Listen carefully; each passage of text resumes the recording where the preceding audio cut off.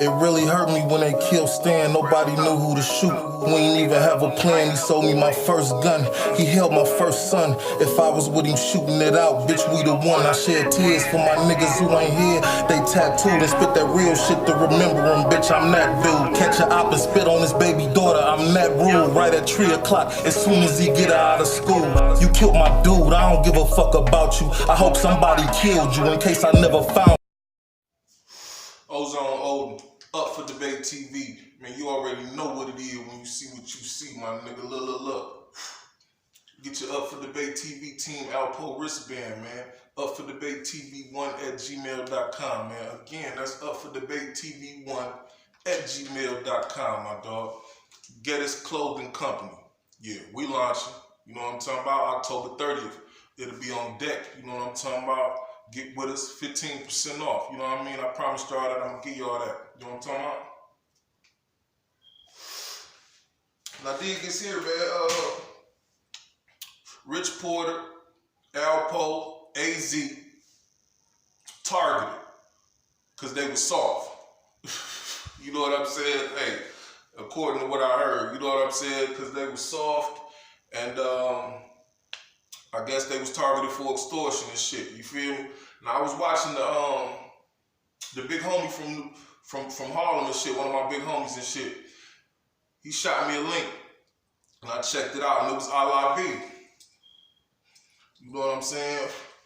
And you know what I mean? He made it clear that he was in prison or whatnot when all this shit was going on. But he was like, word came to prison basically that what'd he say, how he put it, Manhattan make it and Brooklyn take it. You know what I'm saying? And he was like, shit, that wasn't the way it was when he was out there. You know what I'm saying? He a thoroughbred Harlem nigga and shit.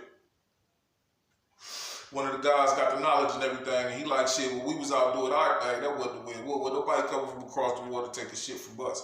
But he said evidently while he was up in that motherfucking shit, it was a shift in power, I guess. And Brooklyn was taking shit from Harlem niggas or Manhattan niggas or whatever. You know what I'm saying? I take it Manhattan and Harlem the same thing or whatnot. So, one of the characters he spoke about was Ron Du. You know what I'm saying? Now, everybody that ain't familiar with Ron Du, that's Henry Bolden and shit. You know what I mean?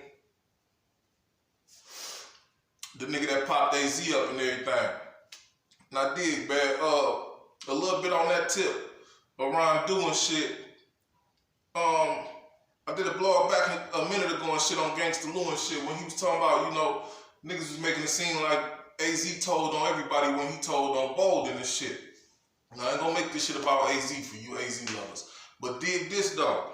The New York Times reported, I think it was September 20th, 1987, that a third suspect was caught. And the third suspect was Ron Du. So shit, if he told on them other niggas, they got caught first, according to the New York Times. Now, you know what I'm saying? You can look that shit up. It's in the archives or what have you. And shit, it said, right, Ronald Timmons and Kevin Clark was caught first. And Bolden was caught last, basically, in September. They was caught in August. Bolden wasn't caught till September. So shit, man. That make it sound crazy that he could tell how he tell. It seemed like he would have got caught and told on them niggas. You know, they was with me, they did this shit too. But that ain't the way it seemed. You know what I'm saying? Shit, get in the comment box, let me know how you feel about that. Cause that's the story everybody said, like shit. Bolden told on them other niggas and Blase Splee, but shit, if they got caught first, then who told on who? You know what I'm saying? I'm pretty sure there's some forensic shit involved in that shit. You know, a nigga probably left a print. I don't know, they said a bunch of spent shells and everything was in the motherfucker. Who knows how that worked? But still, if they caught them two first, how he tell? You know what I'm saying? They already had niggas in custody. What could he tell and shit? Except for Kevin Clark. He the only one of them that took the stand and said he had an alibi. Said he was fucking with some broad during that. He was fucking. That's what he said. During the time of the robbery and shit in the Bronx, I believe it was. And that was bullshit too. But you know what I'm saying? Now, unless he told on that nigga like, no, he lying. He was with us. I don't know. But that shit just seemed iffy. Anyway, back to the shit. You know what I'm saying?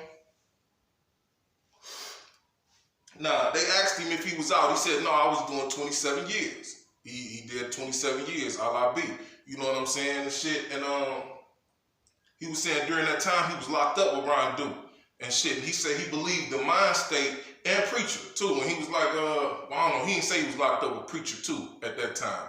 But he said he was locked up with Ron Duke for sure. That was his man's. He taught him the knowledge and everything else. And he was like, word came down that Harlem was soft.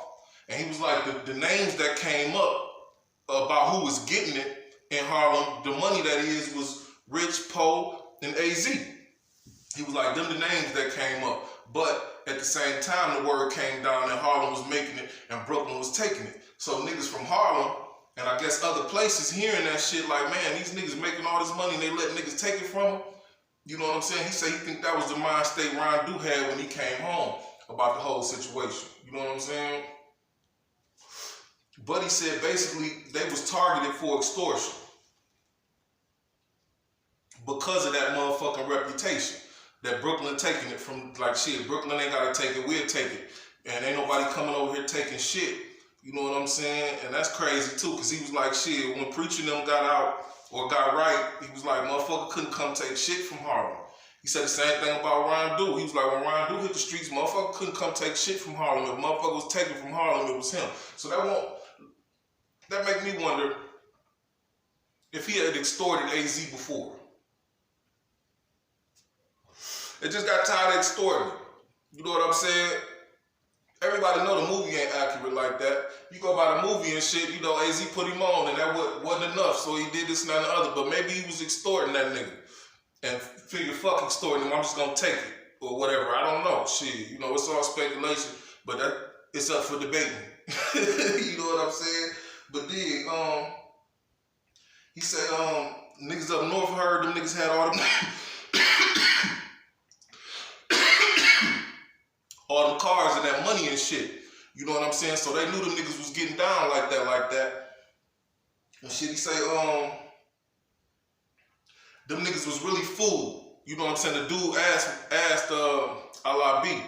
You know what I'm saying? Them dudes was really fooled to y'all niggas because, you know, y'all was the real killers and this and that and the other. And I guess Preacher was somewhere upstate too around this time. Preacher had to come home because later on down the line he said some shit about that. And we'll talk about that. But LIB said that the 80s babies was soft, basically. He was like, on some, it kind of reminded me of Pops and Craig. Like, nigga, you niggas soft, suckers, you sissified, you scared to take an ass whooping. You know what I'm saying? He's basically saying it like that. Like, you know, in his day, if you shot a nigga and didn't give him a fair fight, you was a punk.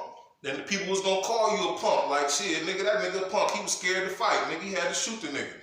You know what I'm saying? Shit, I still feel like that to this day, nigga, you know? A lot of these young niggas is motherfucking punks disguised as murderers. You know what I'm saying? Disguised as hitters and killers, because they, nigga, that when they make it to prison, they get exposed. Let's just say that. You know what I'm saying? You out here, you got these weapons out here, nigga. You got the weapon of mass destruction, AK-47, nigga, and you will shoot everything moving. But as soon as you gotta lay that motherfucker down and put these bitches up,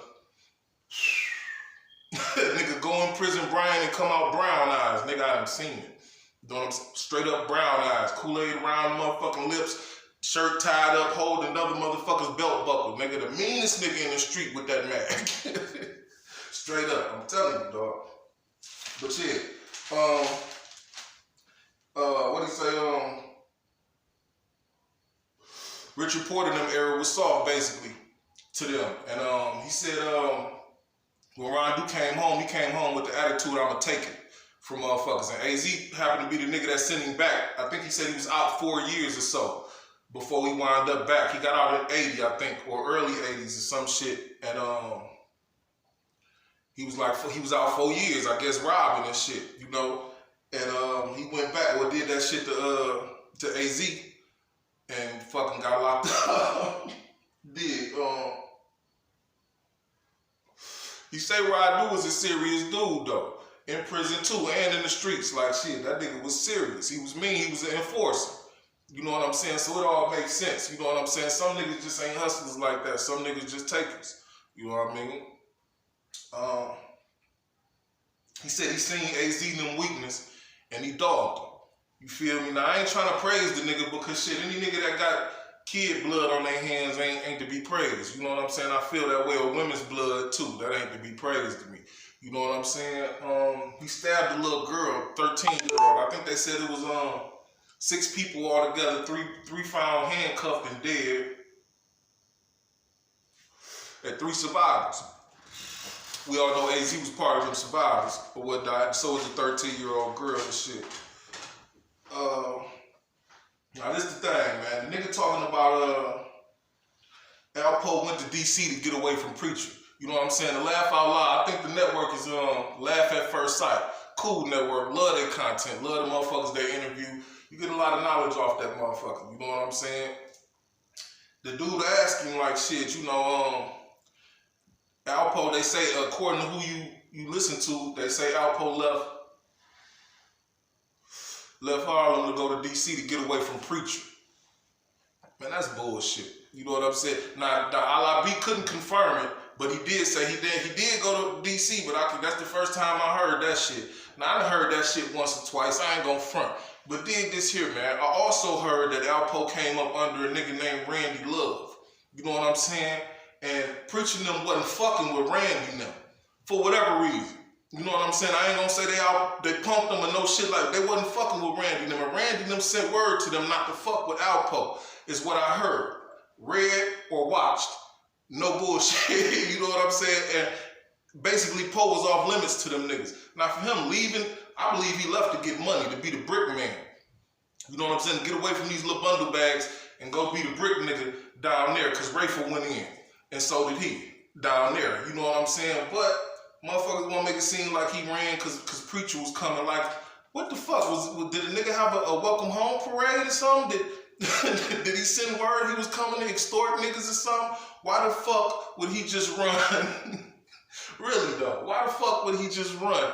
Because Preacher coming home. I guess because Preacher getting out of prison and shit. You know what I'm saying? But they say that consequently, he targeted Donnell or whatnot. But that was Uncle Alpo that put that shit into, the nigga Uncle Alpo that put that shit into effect. You know what I'm saying? But like I say, he said that these individuals was the niggas that was making it, and Brooklyn was supposedly taking it. So when Preacher and Ryan Dunham came home from prison, the real goon niggas from that area or the other area and shit, they started taking it from them niggas too. You know what I'm saying?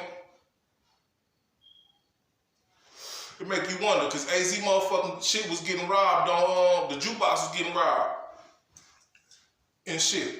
You know what I'm saying? Alpo supposed to took care of some shit on that. That make you wonder, was that them part of the niggas that was taking it from these niggas? You know what I'm saying? You feel me? Like shit, he said they had, Ron Do had a crew. You know what I mean? So shit, who knows, nigga? It's all speculation enough for debating. You know what I'm saying?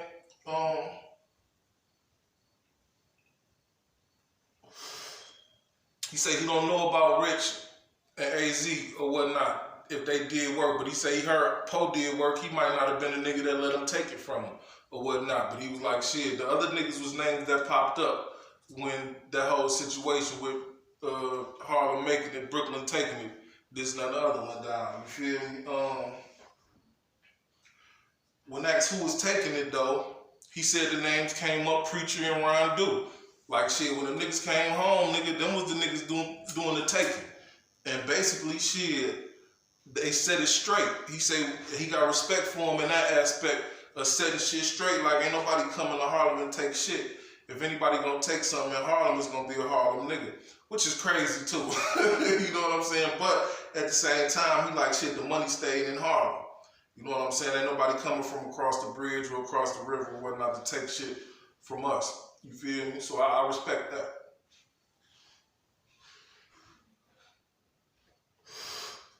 But one other thing the nigga said though to me that's crazy is a lot of Preacher homeboys or a lot of the Preacher crew was cops.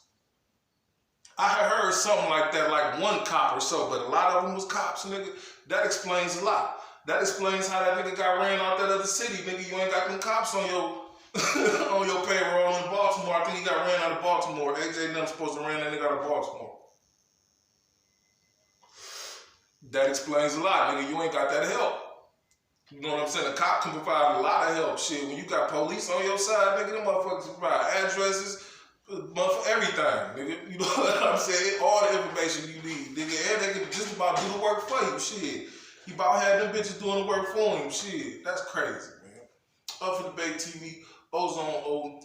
The dig this here, man. Go watch the Laugh at First Sight Network, man. A lot of that shit sweet, man. You know what I'm saying? If you a historian like that, you into that type of shit, go check that out, man.